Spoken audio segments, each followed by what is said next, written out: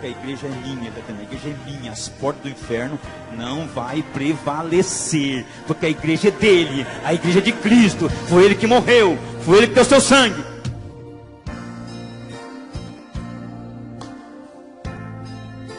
Deus vai dar um basta, Deus vai acabar com esse mal e vai completar o seu reino, aleluia, e o nome dele já está sendo bendito e glorificado aqui. Paz do Senhor Jesus a todos. Estamos aqui com a revista da EBD, uma edição especial e comemorativa dos 80 anos da nossa CPAD, com o título Raça Humana, Origem, Queda e Redenção. Lição de número 12, do dia 22 de março de 2020, com o título Jesus, o Homem Perfeito. Texto áureo: E crescia Jesus em sabedoria, em estatura, em graça, para com Deus e os homens. Lucas 2, 52. A lição de hoje será com o pastor Marcos Araújo.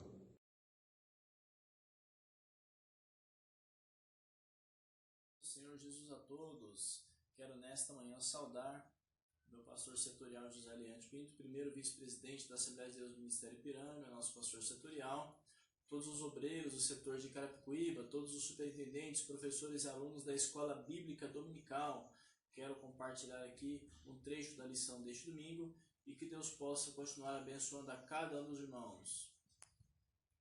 A paz do Senhor Jesus, irmãos. Esse que vos fala, pastor Marcos dos Santos. Eu estou aqui para meditar juntamente com você em mais uma lição da Escola Bíblica Dominical.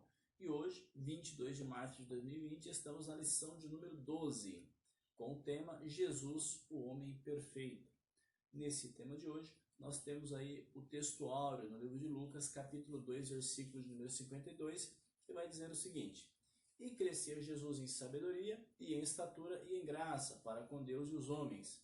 A verdade prática, ela vai dizer o seguinte: verdadeiro homem e verdadeiro Deus. O Senhor Jesus Cristo é igual ao Pai, e semelhante a nós, sua divindade e humanidade não são aparentes, são reais, perfeitas e plenas. Então esta é a verdade prática.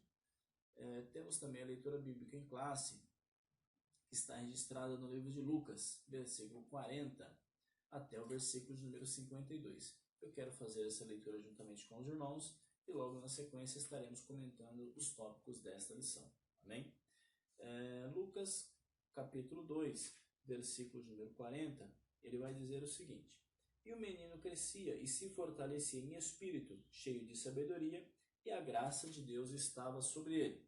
Ora, todos os anos iam seus pais a Jerusalém à festa da Páscoa, e tendo eles já 12 anos, subiram a Jerusalém segundo o costume do dia da festa, e regressando eles, terminados aqueles dias, ficou o menino Jesus em Jerusalém, e não soube José nem sua mãe. Pensando, porém, eles que viria de companhia pelo caminho, andaram o caminho de um dia, e procuravam-no entre os parentes e conhecidos, e como o não encontrassem, voltaram a Jerusalém em busca dele. E aconteceu que, passados 3 dias, o acharam no templo, assentado no meio dos doutores, ouvindo-os e interrogando-os. E todos os que ouviam admiravam sua inteligência e respostas. E quando o viram, maravilharam-se. E disse-lhe sua mãe: Filho, por que fizeste assim para conosco? Eis que teu pai e eu, ansiosos, te procurávamos. E ele lhes disse: Por que é que me procuráveis? Não sabeis que me convém tratar dos negócios de meu pai? E eles não compreenderam as palavras que lhes dizia. E desceu com eles e foi para Nazaré. E era-lhe sujeito, e sua mãe guardava no seu coração todas estas coisas. E crescia Jesus em sabedoria, e em estatura, e em graça, para com Deus e os homens. Amém?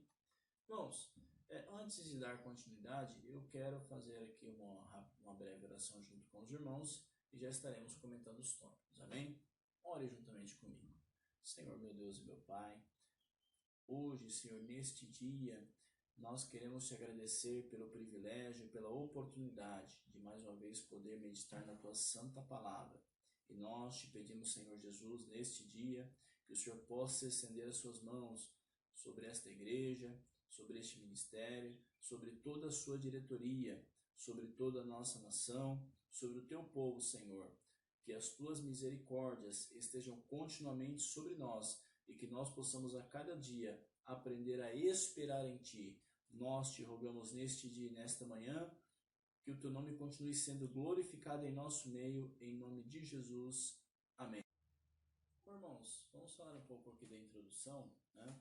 E nessa lição, então, nós vamos falar acerca de Jesus Cristo. Na lição passada falamos acerca do homem do pecado, né? Mas hoje falamos de Jesus Cristo, o Filho de Deus, como Filho do homem também. E apresentaremos o Senhor Jesus Cristo como ser humano perfeito, né? E é nele que devemos pensar, falar e agir, né? Deixando bem claro também que a humanidade de Jesus ela não era aparente, ela era real, né? Então, Jesus esteve conosco, andou sobre a terra, né? Conviveu com seus pais, com seus discípulos, passou pela perseguição e pela morte de cruz, mas ressuscitou e está à destra de Deus, né? Falando um pouco de Jesus Cristo, em tudo ele era semelhante a nós, exceto quanto ao pecado, né? A gente sabe que esse tema acaba sendo bastante polêmico.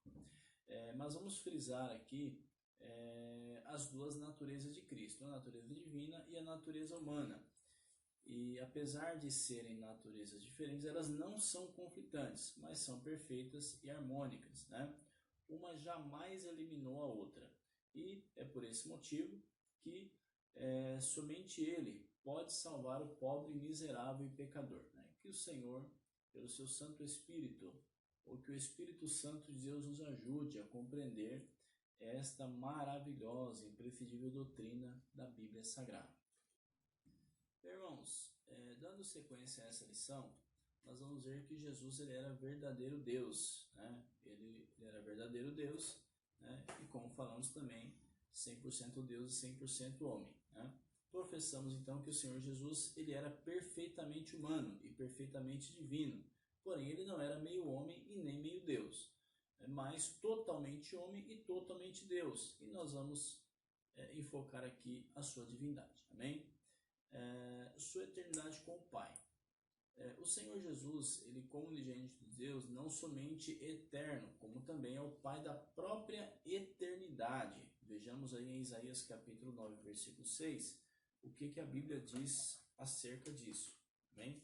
Isaías capítulo 9, versículo 6, ele traz aquele texto bastante conhecido dos irmãos, que vai dizer o seguinte: porque o menino nos nasceu, o filho se nos deu, e o principado está sobre os seus ombros, e se chamará o seu nome maravilhoso, conselheiro, Deus forte, Pai da eternidade e príncipe da paz. Então, está aí, Cristo como Pai da eternidade.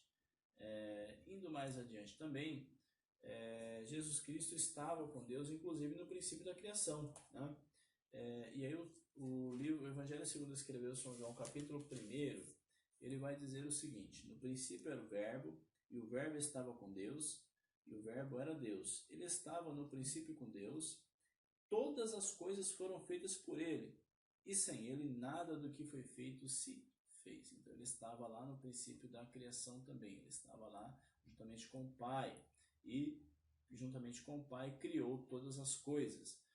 Indo mais adiante, suas atividades eternas são lindamente escritas também no capítulo 8 de Provérbios, que fala acerca do banquete da sabedoria. Depois eu recomendo que os irmãos leiam esse texto com calma. Amém? Indo mais adiante, vamos falar um pouco dos atributos de Cristo também, né? Ele é a fonte da vida. Ainda que no Evangelho segundo escreveu São João, capítulo 1, versículo 4, vai dizer o seguinte: nele estava a vida, e a vida era a luz dos homens. Logo, ele tem vida em si mesmo, né? Vamos ler aqui Hebreus capítulo 7, versículo número 16. Hebreus capítulo 7, versículo 16, irmãos. é sempre importante que estejamos aí de posse da Bíblia Sagrada, né? Não se pode falar sobre as Escrituras sem estar com a Bíblia em mãos. É sempre bom acompanhar aí pelas Escrituras Sagradas. Hebreus capítulo 7, versículo 16 vai dizer o seguinte: que não foi feito segundo a lei do mandamento carnal, mas segundo a virtude da vida incorruptível, né? Então nós vemos aí que Jesus Cristo, ele tem vida em si mesmo, né? Não foi feito segundo a lei do mandamento carnal, mas segundo a virtude da vida incorruptível. Indo mais adiante, então, sendo Deus, ele é imutável. Significa, então, que sendo Deus, ele não muda. Ele é onipresente, ele é onisciente, ele sabe de todas as coisas. E a sua onipotência, ela não pode ser ignorada, né? Porque todo o poder nos céus e na terra encontra-se em suas mãos. Por exemplo, Mateus capítulo 28, versículo 18, a gente tem um texto bastante interessante que fala sobre isso. Eu gostaria que os irmãos acompanhassem comigo. Mateus capítulo número 28, versículo 18, que vai dizer o seguinte: e chegando-se Jesus, falou-lhes dizendo: é-me dado todo o poder no céu e na terra. Então veja aí, ele tem em suas mãos todo o poder. Indo mais adiante ainda, irmãos, aí no tópico 3, eu imagino que os irmãos estejam acompanhando pelas revistas, vai dizer o seguinte: esvaziou-se da sua glória, mas não da sua divindade, né? Quando da sua encarnação no ventre de Maria, o Filho do Homem, ele não se esvaziou da sua divindade, mas sim da sua glória, né? Filipenses capítulo 2, versículo 5, nós temos um texto aí muito importante para que a gente possa ler, né? E trazer aí alguns esclarecimentos. Filipenses capítulo 2, versículos número 5, vai dizer o seguinte: de sorte que haja em vós o mesmo sentimento que houve também em Cristo. Olha que versículo interessante. Que sendo em forma de Deus, não teve por usurpação ser igual a Deus, mas esvaziou-se a si mesmo, tomando a forma de servo, fazendo-se semelhante aos homens, e achando na forma de homem, humilhou-se a si mesmo, sendo obediente até a morte e morte de cruz. Então, eu li aqui até o versículo de número 8, né? Um texto bastante conhecido dos irmãos também, mas depois os irmãos podem ler aí até o versículo 11. E nós, conforme podemos atestar, né, Jesus aqui, já mencionado, né, em seu ministério terreno, fazia uso dos seus atributos divinos, sempre que necessário, né? Então, ele se esvaziou da sua glória, tomou a forma de servo, mas ele não se esvaziou da sua divindade, né? Um outro ponto interessante também, na sua oração sacerdotal, ele reivindica junto ao Pai não a sua divindade, mas a glória que desde a mais remota eternidade desfrutara, né, do perfeito ciclo da Santíssima Trindade, né? E os seus discípulos sabiam disso, sabiam que ele era Deus.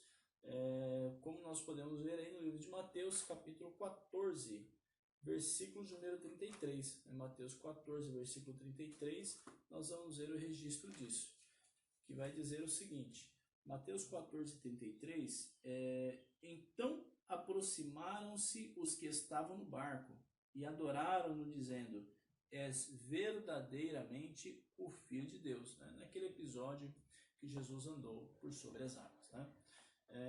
Irmãos, como o tempo é curto, né, eu quero aqui trazer aqui os demais pontos também, então não vamos nos aprofundar nos comentários, amém? Seguindo mais adiante, quero falar um pouco aqui do segundo tópico, que vai falar sobre Jesus, o verdadeiro homem, né? E aí, a concepção, a encarnação e o nascimento do Filho do Homem, né, eles não pegaram Israel de surpresa. Não, os judeus sabiam através das Escrituras do Antigo Testamento, que o Messias chegaria. Tanto é que nós lemos ali aquele texto de Isaías, né? Aliás, no mundo gentílico, foi preparado por Deus para recebê-lo, mas os judeus eles não receberam, né? E apesar de todas essas evidências bíblicas, né, eles não receberam. Nós vamos ver aí, irmãos, que Jesus estava no seio do Pai, né? Antes da sua encarnação, Jesus ele encontrava-se no seio do Pai, João capítulo 1, versículo número 18. E não devemos supor que ele estivesse aí inativo, né? Pelo contrário, ele, eterno Pai, né? Ele, eterno e o Pai da eternidade, participou da criação do mundo, como nós já lemos lá no Evangelho segundo escreveu São João capítulo 3. E ele era o Verbo, né? O Verbo de Deus, que estava com Deus no princípio. Quando a gente fala de verbo, a gente analisar aí o verbo ele é uma palavra que ela pode ser falada, ela pode ser conjugada no passado, no presente e no futuro. Veja que interessante, Jesus esteve no passado, está no presente e estará no futuro por toda a eternidade. Ele é o Verbo que se fez carne e habitou entre nós. Então está aí, o Verbo que se fez carne. Indo um pouco mais adiante, né? Lendo aí em João capítulo 1, versículo 18, nós temos aí um ponto muito interessante que é sempre bom frisar, né? Deus nunca foi visto por alguém. O Filho unigênito que está no seio do Pai, esse o revelou. Então Jesus Cristo, ele revelou o Pai, né? Profetizando ainda no Antigo Testamento, vamos falar um pouco do subitem 2, né? E aí, como já falamos também, Jesus ele não pegou ninguém de surpresa, os judeus sabiam disso, né? E a vinda do Senhor Jesus, ela vem sendo profetizada já desde o Antigo Testamento. Por exemplo, no Gênesis, ele é a semente da mulher, né? Em Malaquias, ele é o sol da justiça, né? E em ambos os livros, há outras profecias carregadas de significados tanto para Israel como para os gentios. E Jesus ele é o tema das duas principais alianças da história sagrada. Tem dois. A vida do Senhor Jesus ela é profetizada no Antigo Testamento. Por exemplo, em Gênesis ele é a semente da mulher. Em Malaquias ele é o sol da justiça. E em ambos os livros nós vemos que há profecias carregadas de significado tanto para Israel como para os gentios, né? E Jesus ele é o tema das duas principais alianças da história sagrada, a de Abraão e a de Davi, quando Deus prometeu a Abraão que faria de Abraão uma grande nação, né? E a Davi, quando Deus prometeu que estabeleceria o seu trono para sempre, né? Seguindo mais adiante ainda, vamos falar um pouco da encarnação no Novo Testamento. E quando eu falo de encarnação, eu quero dizer que o Filho de Deus ele tornou-se de fato carne, né? Ele despiu-se da sua glória, né? Não despiu-se da sua divindade, mas despiu-se da sua glória e se fez homem tanto quanto eu e você, né? E a sua humanidade, né? É importante sempre frisar que não foi ilusória, mas sim real, né? E embora Cristo ele fosse concebido de forma natural, o seu nascimento ele não foi tão natural quanto o nosso, né? Mas precisamos enfatizar que ele sentiu as nossas dores, os nossos incômodos, teve fome, teve sede, né? Então, até porque ele era também 100% homem, estava sujeito às mesmas paixões que eu e você. E quando eu digo sujeito, significa que ele em carne também estava sujeito a ter os mesmos sentimentos que eu e você, né? Mas ele optou por não pecar. E aí nós vamos falando um pouco aí também da sua agonia, né? Ele experimentou também a tristeza. Falando aí do último tópico, Jesus, homem perfeito, né? Vamos dizer o seguinte, que afinal Jesus ele era ou não ser perfeito, né? Semelhante a nós. Sim, ele era semelhante a nós e melhor do que nós, porque nós somos falhos, mas Jesus ele é perfeito, né? porque ele não estava sujeito ao pecado, que era experimental, né, que era original. Porém, quando eu digo isso, eu me refiro ao fato de que Jesus, ele não pecou. Ele poderia ter pecado, mas ele não pecou, né? Falando um pouco ainda da humanidade de Jesus, a humanidade de Jesus Cristo, ela não era aparente, né? Não era algo aparente, mas era tão real quanto a nossa, né? Porém, em momento nenhum, ele usou a sua divindade para suprir as carências humanas. Por exemplo, né? Ele poderia ter transformado as pedras em pães, poderia ter feito brotar água da rocha, né? Para aliviar a fome, sede, mas isso ele não fez, né? E todo milagre que ele realizou foi em favor dos que procuravam, né? Dos que o procuravam, né? Nós podemos afirmar aí que o Senhor Jesus era um homem de dores, experimentado nos sofrimentos humanos, né? Nosso perfeito sumo sacerdote. Vemos aí, né, que em momento algum, né, Jesus, ele realizou o milagre buscando glória para si, né, mas buscando sim a glória do Pai e sempre procurando, né, favorecer aqueles que o procuravam, carentes, necessitados de um milagre. E aí, falando um pouco de Jesus como o último Adão, né, a gente precisa entender o seguinte, que o primeiro Adão fracassou no Éden, né? Porém, o último Adão, ele triunfou no deserto do Calvário, né? Embora divino, Jesus não era menos humano que Adão, né? Jesus era tão humano quanto Adão. E a plenitude da sua humanidade, né, ele venceu todas as tentações por nós, né, para que nele nós fôssemos vivificados. 1 Coríntios capítulo 15, versículo 45. Eu gostaria de ler esse versículo juntamente com os irmãos. 1 Coríntios capítulo 15, versículo de número 45, tá? Que vai dizer o seguinte: assim está também escrito: o primeiro homem, Adão, foi feito em alma vivente, o último Adão em espírito vivificante. Então veja aí, né? Adão, nós temos aí o primeiro Adão, né? Primeiro Adão, que foi feito alma vivente, e o segundo Adão, espírito vivificante, né? O segundo Adão, Jesus Cristo. E quando olhamos para o Senhor Jesus Cristo, concluímos que a humanidade não foi um fracasso, porque apenas nele nós somos a plenitude dos redimidos, né?